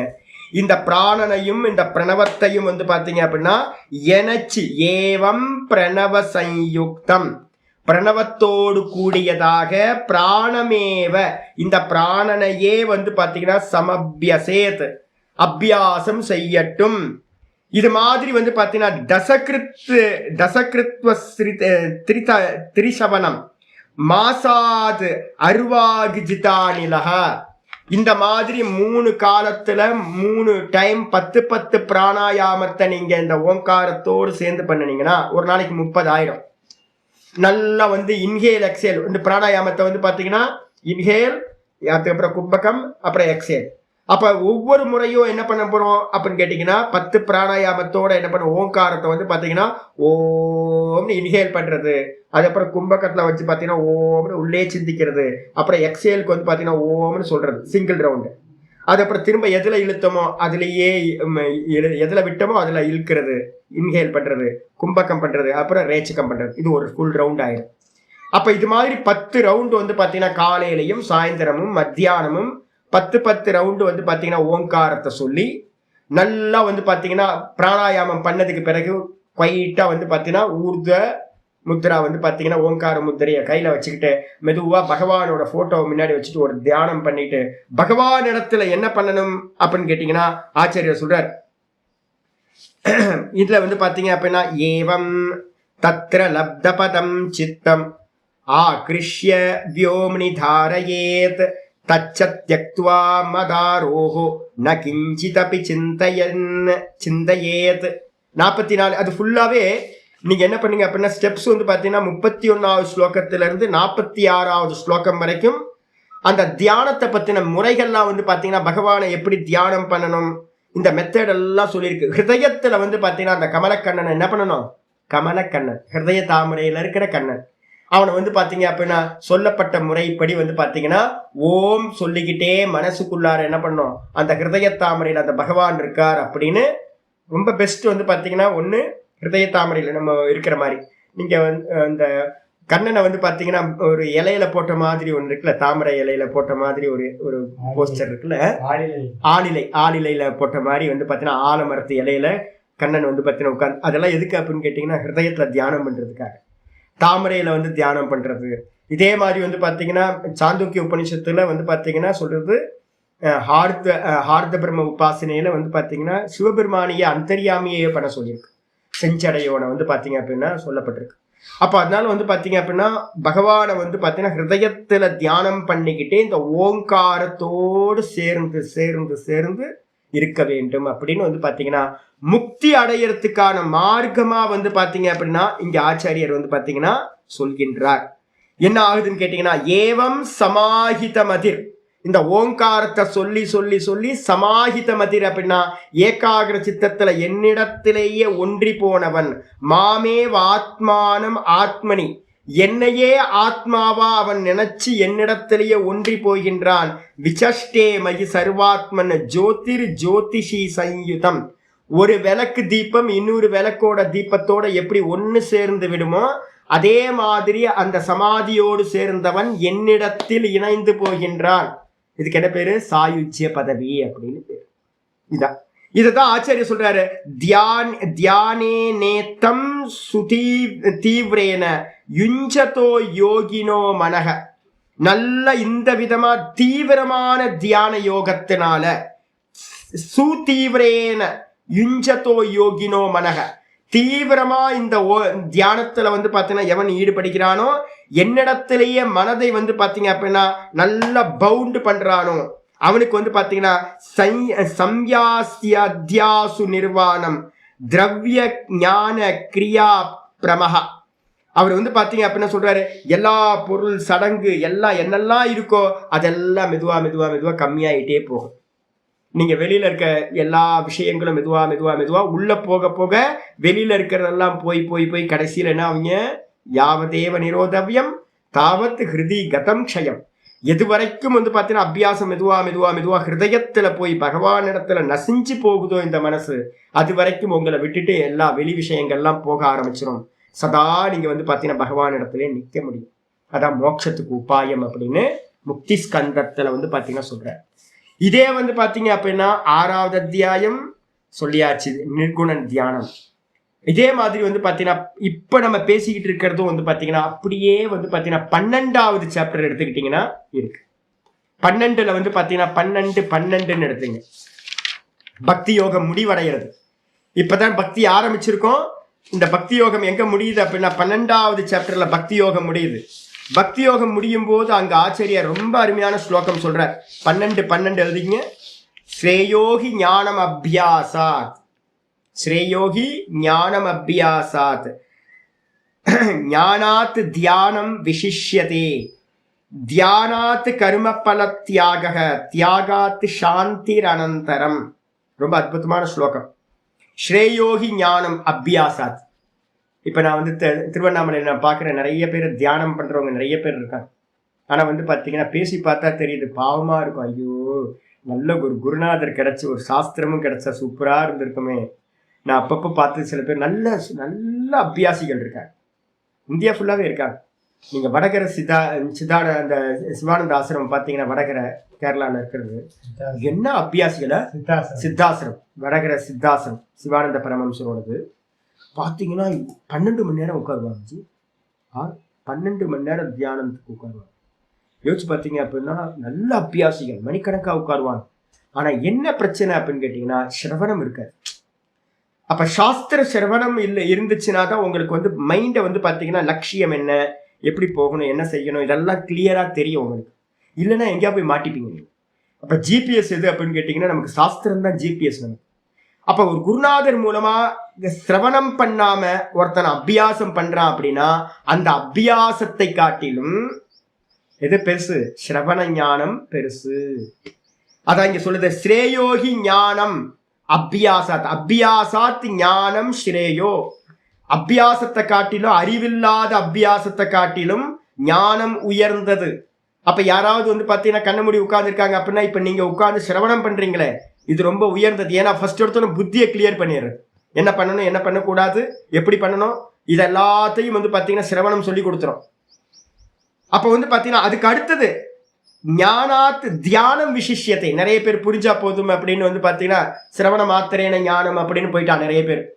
திரும்ப வந்து பழைய குருடி கதவை துறடின்ற மாதிரி ரொட்டீன் லைஃப்ல வந்து வாழ்ந்துகிட்டே இருக்கா. எதுக்காகவே தெரியல. புரிஞ்சுக்கிட்டு எதுக்கு திரும்ப அங்க போகணும்? இதெல்லாம் பொய்ன்னு தெரிஞ்சு போச்சு அப்படின்னா எதுக்கு வந்து பாத்தீங்கன்னா ஃபேமிலியில இருந்துகிட்டு கண்டதையும் பண்ணிட்டு இருக்கணும். இப்ப என்ன புது வேதாந்தம் என்ன புரிஞ்சுக்கிட்டு நீங்க அங்கேயே இருங்க. நீங்க பண்றது எதுக்கு பண்ணணும்? அர்த்தம் இல்லாததை எதுக்கு திரும்ப பண்ணிட்டு இருக்கணும்? அப்போ வந்து பாத்தீங்கன்னா சொல்லிட்டாங்க, அப்போ நீங்க புரிஞ்சுக்கிட்டு நீங்க எப்பவும் போல வேலைக்கு போங்க, எப்பவும் போல எல்லா கர்மத்தையும் பண்ணிக்கங்க, ராகத்வேஷத்தோட இருக்கிறதா. வெளியில வந்து பாத்தீங்கன்னா சம்சாரம் தானே. அப்போ வந்து நிறைய பேர் ஞானத்தோட நின்றுட்டான். நம்ம சொல்றோம்ல ஞானத்துக்கு அப்புறம் என்ன இருக்கு? ஞான நிஷ்டை இருக்குல்ல. அப்ப ஞான நிஷ்டைக்கு போகணும்ல. அந்த ஞான நிஷ்டைக்கு என்ன பண்ணணும் அப்படின்னு கேட்டா ஞானாத் தியானம் விசிஷ்யதே. ஞானத்தை காட்டிலும் இந்த ஆத்ம தியானம்ன்ற நிதித்தியாசனம் ரொம்ப சிரேஷ்டமானது. நல்லா புரிஞ்சுங்க. வெறும் அபியாசத்தை காட்டிலும் ஞானம் சிரேஷ்டம். அப்புறம் வெறும் ஞானத்தை காட்டிலும் அதுக்கு அடுத்த ஸ்டெப் வந்து மனனம் நிதித்தியாசனம் சிரேஷ்டம். சரி, இந்த நிதித்தியாசனம்ன்ற ஆத்ம தியானத்துல நீங்க போனீங்கன்னா என்ன சுவாமி கிடைக்கும் அப்படின்னு கேட்டீங்கன்னா முக்கியமா சொல்லுது என்னன்னு கேட்டீங்கன்னா நிறைய வந்து பாத்தீங்கன்னா மசாலா வரும். யோக சூத்திரத்துல வந்து பாத்தீங்க அப்படின்னா சாதனா பாதத்துக்கு அப்புறம் விபூதி பாதம் அப்படின்னு சித்திகளை பத்தி பேச ஆரம்பிக்கிறார். ஏத்தே அந்தராயாகனு ஒரு சூத்திரம் வைக்கிறார். நிறைய சித்திகள்லாம் வரும். கர்ம பலன் வந்து வரும். நீங்க எதை பண்ணாலும் ஒரு ரிசல்ட் கிடைக்குமா? எதை பண்ணாலும் ரிசல்ட் கிடைக்கும். எந்த பிசினஸ் பண்ணாலும் ரிசல்ட் கிடைக்கும். ஒரு பந்தை தூக்கி மேல போட்டீங்கன்னா திரும்ப ரிட்டர்ன் வரும். அதே மாதிரி யோகாபியாசத்துல ஆத்ம தியானத்துல பண்ண பண்ண பண்ண நிறைய வந்து பாத்தீங்கன்னா மாயாஜாலங்கள்லாம் மாயா உங்களை இழுத்துட்டு போறதுக்கு வருவா. வந்து உங்களை தியானத்துல இருந்து கலைச்சு ஆத்ம தியானத்துல இருந்து வெளில கொண்டு வரதுக்காக முயற்சி பண்ணுவா எல்லாம். அப்பவும் என்ன பண்ணணும்னு கேட்டீங்கன்னா தியானாத்து கர்ம பல தியாக. தியானத்தை காட்டிலும் உயர்ந்தது எது அப்படின்னு கேட்டீங்கன்னா தியாகம். நான் சொல்றேன்ல என்னது வசீகார சஞ்ஞா மூலமா வந்து பாத்தீங்கன்னா வெளியில இருக்கிற விஷயங்கள் எல்லாத்தையும் தியாகம் பண்றது.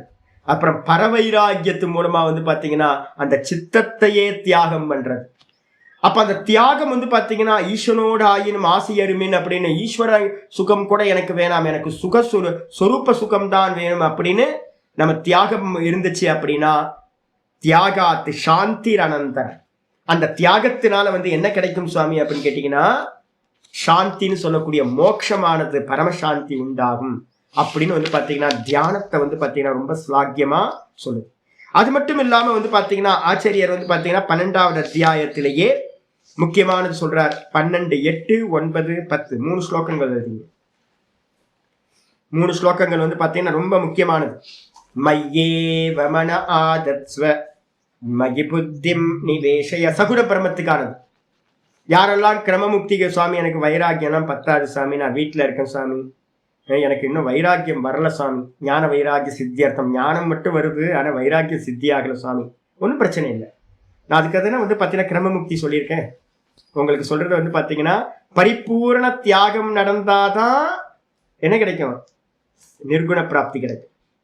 அப்ப எனக்கு தியாகம் பத்த மாட்டேங்குது சுவாமி, ஆனா எனக்கு மோட்சம் இருக்கு அப்படின்னு ஆசைப்பட்ட அந்த எனக்கு வந்து பாத்தீங்கன்னா நிர்குணம் வந்து பாத்தீங்கன்னா ரொம்ப கஷ்டமா இருக்கு சுவாமி அப்படின்னு கேட்டீங்கன்னா 12வது சாப்டர்லயே வந்து பாத்தீங்கன்னா பகவான் என்ன சொல்றாரு தெரியுங்களா? ரொம்ப முக்கியமானது சொல்றாரு. என்னன்னு கேட்டீங்கன்னா 12வது அத்தியாயத்திலேயே வந்து 5வது ஸ்லோகம் சொல்றார். கிளேஷோதிகதரஸ்தேஷாம் அவ்யக்தா சக்த சேதசாம் அவ்யக்தாஹி கதிர் துக்கம் தேகவத்பிரவாப்யதே. ரொம்ப முக்கியமான ஸ்லோகம். நிர்குண தியானம்ன்றது வந்து பாத்தீங்கன்னா ரொம்ப கஷ்டத்தை கொடுக்கக்கூடியதான். கிளேஷோ அதிகதரஸ்தேஷாம். யாரெல்லாம் நிர்குணத்தை பிடிக்கணும்னு ட்ரை பண்றாங்களோ அவங்களுக்கு எல்லாத்துக்கும் துக்கம் அதிகமாக கிடைக்கும். நிர்குணம் வந்து பாத்தீங்கன்னா அவ்வளவு ஈஸி இல்ல. ஏன் அப்படின்னு கேட்டீங்கன்னா தியாகம் சம்பவிக்கும். தியாகம் இல்லாம இந்த இந்த இதை வந்து பாத்தீங்கன்னா சம்பாதிக்கிறது முடியாது. யாருக்கெல்லாம் தேகவித்பிர் அவாப்பியதே, தேகத்தை உடையவர்களுக்கு வந்து பாத்தீங்கன்னா அந்த அவ்யக்தம் நிர்குண நிராகாரத்தை வந்து அடைவது என்பது அதிகமான கிளேசத்தை தரக்கூடியது, துக்கத்தை தரக்கூடியது. அப்போ நம்ம கிரகஸ்தர்களா இருக்கோம், வானப்பிரஸ்தர்களா இருக்கிறோம் அப்படின்னா நிர்குணத்தை டைரக்டா நிர்குணத்தை அடையிறதுக்கு வந்து பாத்தீங்கன்னா தியாகம் 100% தியாகம் வேணும். முடியல, இந்த தேகம் என்ன ஆனாலும் பரவாயில்ல அப்படின்னு வந்து பாத்தீங்கன்னா ரமண பகவான் மாதிரி போய் உட்கார முடியல. அப்ப என்ன பண்றது அப்படின்னு கேட்டா பிளான் பிக்கு வந்துருங்க. ஆச்சாரியர் சொல்றார், அவ்வியக்தத்தை பிடிக்கிறது அவ்வளவு ஈஸி இல்லைங்க, ரொம்ப துக்கம் கொடுக்குங்க. அப்ப என்ன பண்றது சுவாமி அப்படின்னா சகுனத்துக்கு வந்துருங்க. அதான் ஈஸி. சகுனத்தை பண்ணும் போதுதான் வந்து பாத்தீங்கன்னா ஆச்சாரியார் வந்து பாத்தீங்கன்னா 8வது ஸ்லோகம் சொல்றாரு, மையே வமன ஆதத்ஸ்வ. சகுன தியானத்துக்கு வந்து வீட்டுல இருந்துங்க, நல்லா வந்து டைம் கொடுங்க, ஒரு ரூம்ல இருந்துகிட்டு சொல்லப்பட்ட முறைப்படி தியானத்தை பண்ண ஆரம்பிங்க. மையேவ மன ஆதத்ஸ்வ மயி புத்திம் நிவேஷய, என்னிடத்திலேயே வந்து பாத்தீங்கன்னா மனதை வந்து பாத்தீங்கன்னா நிலை நிறுத்துவாயாக. நல்ல சகுன விக்கிரகத்தை வச்சுக்கிட்டு, பாகவதத்துல சொன்ன மாதிரி ஒரு விக்கிரகத்தை வச்சுக்கிட்டு ஓங்காரத்தை சொல்லிக்கிட்டு பிராணாயாமத்தோடு ஓங்காரத்தை சொல்லி அபியாசம் பண்ணிக்கிட்டே இருங்க. பிரதீக்கம் நம்ம சொல்றோம்ல, ஆச்சாரியர் சொன்னார், சுத்த பிரம்மத்துக்கு பேரும் அக்ஷரம், ஓங்காரத்துக்கு பேரும் அக்ஷரம்னு பேர். ஆலம்பனம் இருக்கு, ஓங்காரம்ன்றது ஒரு ஆலம்பனம். நிராலம்பனமா வெறும் அகமகம்ன்ற ஸ்புரணத்துல நிக்கிறது முடியாது. அதனால நீ என்ன பண்ணு, ஒரு ஆலம்பனத்தை எடுத்துக்கோ, ஓங்காரத்தை சொல்லிக்கிட்டே இந்த மனதை வந்து பாத்தீங்கன்னா என்ன பண்ணு, என்னிடத்திலேயே ஸ்தாபனம் பண்ணுவாயாக, எஸ்டாப்ளிஷ் பண்ணு.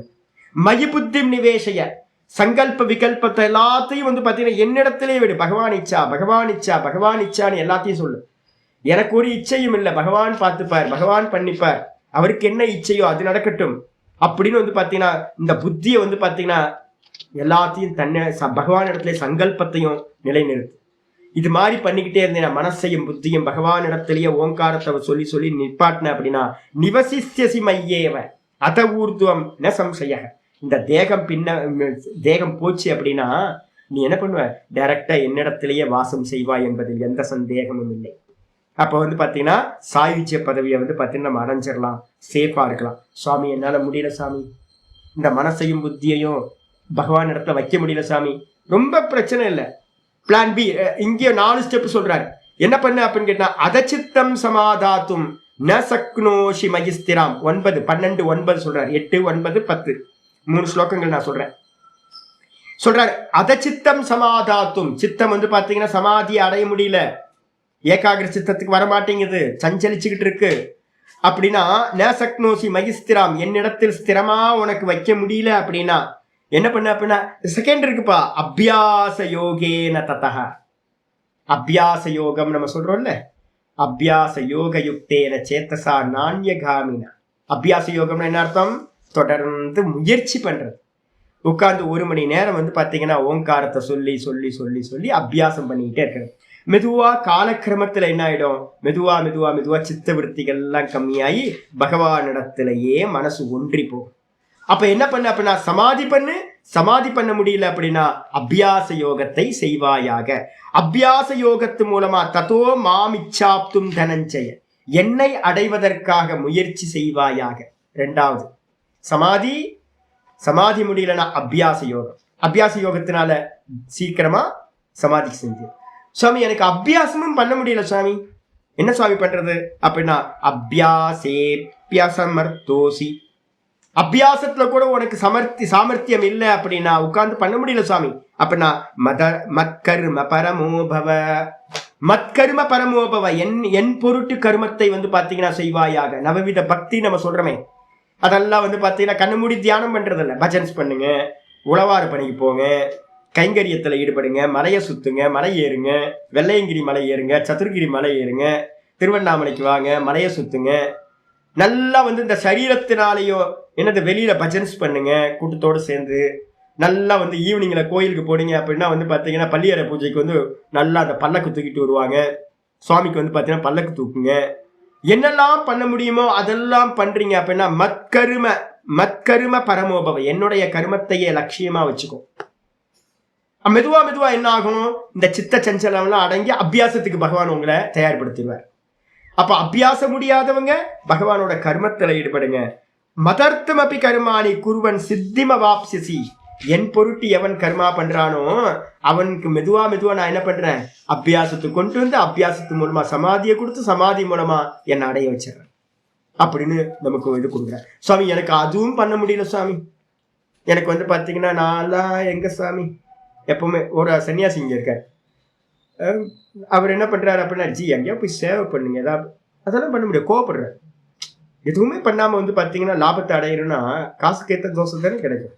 காசை கொடுக்காம தோசை வேணும்னா அப்படின்னா பகவான் கொடுத்துருவாரு, பகவான்லாம் கொடுக்க மாட்டேன். பிரீத்தி எப்படி உண்டாகும், பகவானுக்காக நம்ம ஏதாவது பண்ணாதானே பிரீத்தி உண்டாகும். பகவானுக்கு நான் எதுவுமே பண்ண மாட்டேன், ஆனா வந்து பாத்தீங்கன்னா பகவானோட பிரீத்தி வேணும்னு ஆசைப்பட்டா எப்படி கிடைக்கும்? அப்ப நிறைய பேரால வந்து பாத்தீங்கன்னா கர்மாவும் பண்ண முடியல, பகவானுக்கான கர்மா பண்ண முடியல அப்படின்னா அடுத்த லாஸ்ட் சான்ஸ் ஒண்ணு கொடுக்கிறாரு. அதைததப்ய சக்தோசி 11வது ஸ்லோகம் 12-11. அதைததப்ய சக்தோசி கர்த்தும் மத்யோகமாஸ்ரிதக. அது கூட உன்னால முடியல அப்படின்னா என்ன பண்ண அப்படின்னு கேட்டீங்கன்னா சர்வ கர்ம பரத்தியாகம் ததக்குரு யதாத்மவான். எல்லா கர்மத்தையும் என்ன பண்ணுங்க அப்படின்னா இந்த எந்த கர்மா கிடைச்சாலும் அதோட பலன் பகவானுக்கு எதை வேணா பண்ணுங்க. பகவானோட கர்மா பண்ணணும்னு அவசியம் இல்லை. நல்லதோ கெட்டதோ எது பண்ணினாலும் வந்து பாத்தீங்கன்னா எனக்கு சம்பந்தம் இல்லை சுவாமி, உனக்கு தான் சுவாமி பலன், உனக்கே பலன் போட்டு சாமி, உனக்கே பலன் போட்டு சாமி, உனக்கே பலன் போட்டு சாமின்னு எந்த கர்மா பண்ணாலும் SMS தட்டிக்கிட்டே இருங்க. பகவானுக்கு போயிட்டோம், பகவானுக்கு போட்டோம், எனக்கு ஒன்றும் இல்லை, எனக்கு ஒன்றும் இல்லை, எனக்கு ஒன்றும் இல்லை. இதை பண்ண பண்ண பண்ண பார்த்தீங்கன்னா உங்களுக்கு நல்ல சேவாக ஆரம்பிச்சிருவீங்க. மனசு பியூரிஃபை ஆகும். மெதுவாக அபியாசம் சமாதியெல்லாம் உங்களுக்கு சித்திக்கும். அப்போ கர்ம பரத்தியாகம் ஃபர்ஸ்ட் ஸ்டெப்பு, கிரவுண்டு. அதுக்கு அடுத்தது பகவானுக்கான கர்மத்தை பண்றது. அதுக்கப்புறம் உள்ள உட்கார்ந்து மனசுக்குள்ளார அபியாச யோகம். அபியாச யோகத்து மூலமா வந்து பாத்தீங்க அப்படின்னா சமாதி. சமாதி மூலமா வந்து பாத்தீங்கன்னா சகுனத்துல நடந்துச்சுன்னா சவிகல்ப சமாதி சாயுச்சியத்துக்கு கொண்டு போகும். நிர்விகல்பத்துல சம்பவிச்சுன்னா இங்கேயே ஜீவன் முக்தியானது சம்பவிக்கும். இதுதான் வந்து பாத்தீங்கன்னா அதனால்தான் ஆச்சாரியார் இங்க சொல்லி முடிக்கும் போது சொல்றார் தஸ்மாதி யோகி யோக யுக்தோ பவார்ஜுன அப்படின்னு முடிச்சாச்சு. இதோட இந்த இது போதும்னு நினைக்கிறேன். நான் இன்னும் சமயம் நிறைய இருக்கு, அதனால திரும்ப திரும்ப நான் இது சொல்ல போறேன். அதனால இன்னைக்கு பாட்டம் இந்த அத்தியாயம் இன்னையோட நம்ம இதை க்ளோஸ் பண்ணிக்கலாம். என்ன அப்படின்னு கேட்டீங்கன்னா சொல்லுங்கம்மா. ஆமா, அதெல்லாம் யோகம் தான்.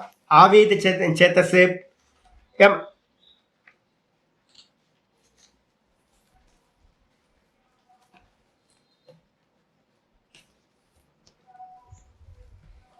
வரப்போகுது இதுல வரப்போகுது. நம்ம என்ன சொல்றோம், அபியாசம்னு சொல்லி முடிச்சிட்டேன் நான். இந்த அபியாசம் வந்து பாத்தீங்கன்னா எங்க இருந்து ஆரம்பிக்கணும் அப்படிங்கும்போது வந்து பாத்தீங்கன்னா அடுத்த அத்தியாயங்கள்லாம் அதுதான் ஆரம்பிக்க.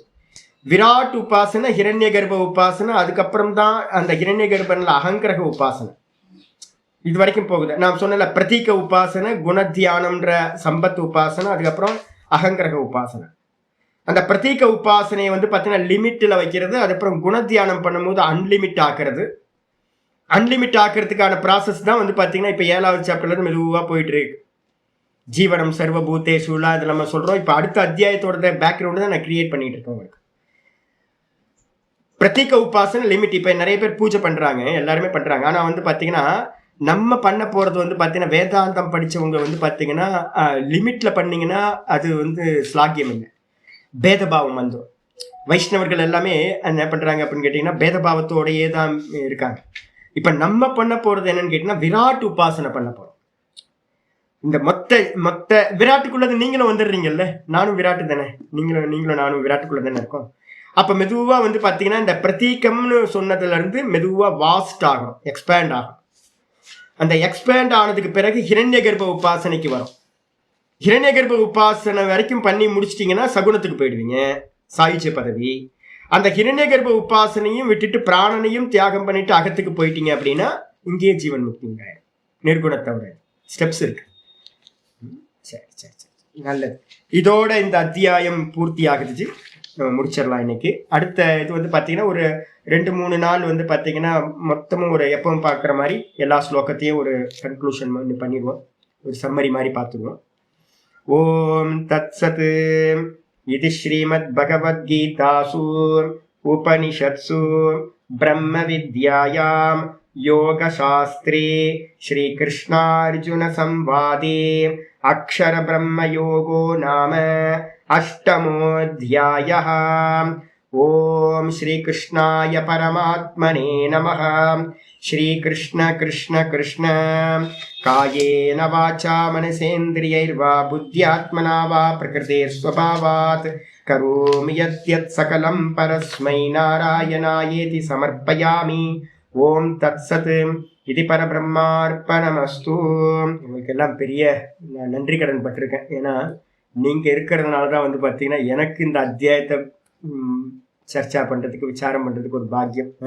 உங்கள் எல்லாத்துக்கும் எனக்கு பரிபூர்ணமான ஆனந்தம். நான் எல்லாத்துக்கும் நன்றி தெரிவிச்சுக்கிறேன் உங்களுக்கு உட்காந்து பாடம் கேட்டதுக்காக. நீங்கள் சொல்லணும், நானும் உங்களுக்கு சொல்லணும். அதனால் பொறுமையாக உட்காந்து பாடம் கேட்குறீங்கல்ல, இல்லை ஒரே மூஞ்சியை வந்து பார்த்தீங்கன்னா 1.5 மணி நேரம் பார்க்கறது எவ்வளோ கஷ்டம்னு எனக்கு தெரியும். அதனால உட்காந்து மணிக்கணக்காக உட்காந்து கேட்டு இந்த அத்தியாயத்தை நல்ல அபியாசத்தை ஆரம்பிங்க. நல்லது நல்லது. நீங்க எனக்கு ஏதாவது பண்ணணும் அப்படின்னா என்ன பண்ணணும் அப்படின்னா ஓங்காரத்தை ஆரம்பிச்சிடணும். நமக்கு ஜென்மம் சாஃபல்யம் ஆகணும்னா யோக ஒரே தான். 6வது சாப்டர்ல என்னது தஸ்மாதி யோகி பவ அர்ஜுன.